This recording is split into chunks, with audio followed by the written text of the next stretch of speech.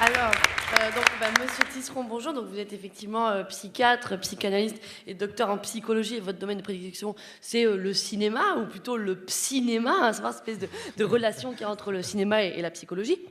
Et donc, c'est vrai que je me demandais, finalement, pourquoi s'intéresser à ça?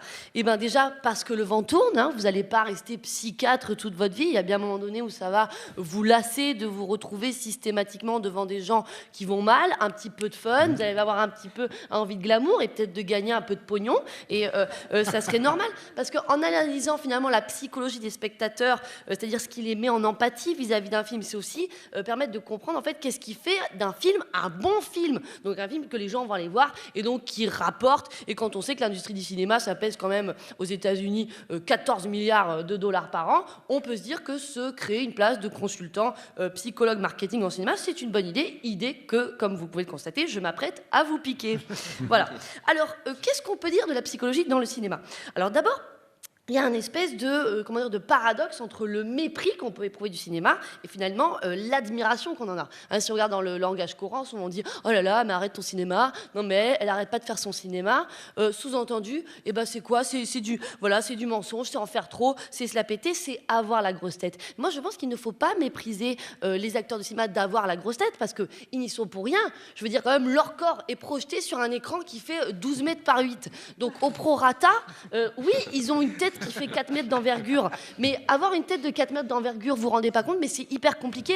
Tu passes pas les portes, la tête elle penche comme ça en avant, en arrière. Et puis même, les gens vous regardent, ont un jugement sur vous. Ils vous critiquent, hein, ils vous critiquent de cinéma. Ils ont envie comme ça, voilà, finalement de s'approprier l'acteur, d'avoir envie de le toucher et d'être touché par lui. Et donc à la fois ils le méprisent et en même temps ils ont envie de cette rencontre. Hein. C'est ça le paradoxe. C'est-à-dire qu'à la fois le cinéma, ils disent hop, ça nous passe au-dessus, et en même temps ils ont envie, voilà, de le rencontrer. Parce que le cinéma, c'est une vraie rencontre. Hein, c'est pas comme la télé. Hein, je veux dire, on dit oh, je vais au cinéma, on dit pas je vais à la télé. Au cinéma, non. On dit voilà, on a envie d'aller au cinéma, on est prêt à s'enfermer avec des inconnus dans une même pièce et de payer pour ça, pour avoir cette rencontre-là. Et en même temps, ça nous passe au-dessus, vraiment. C'est-à-dire que quand on est au cinéma, on voit que la lumière, contrairement à la télé, elle passe au-dessus de nos têtes. Hein, c'est-à-dire, autant la lumière de la télé, c'est frontal, le cinéma, ça passe au-dessus. Le cinéma nous prend par derrière. Enfin, par derrière, je veux dire. Le cinéma, la lumière arrive par derrière et se projette sur l'écran. C'est une projection. Se projette en même temps que le spectateur, on l'expliquait, projette ses attentes, ses envies à lui. Et il y a du coup une résonance entre l'écran, la lumière, et finalement les projections du spectateur.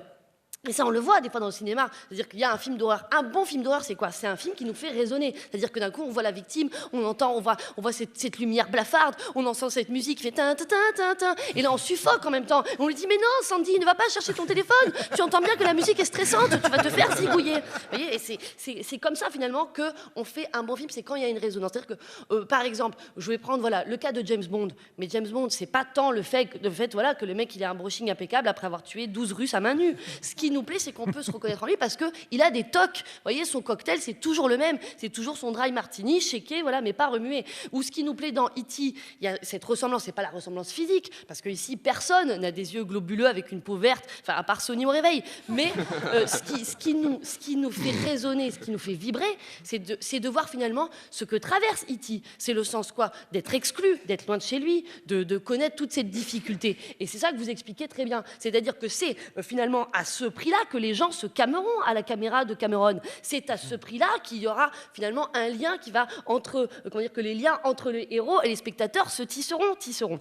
Monsieur Tisseron. C'est dans la résonance et la compassion que les gens vont s'attacher et vibrer pour un film. Donc, les producteurs, si vous m'écoutez, écoutez Serge, hein, parce que, comme on dit, ayez le cran de projeter nos vies sur grand écran. Oh, merci beaucoup, Nicole.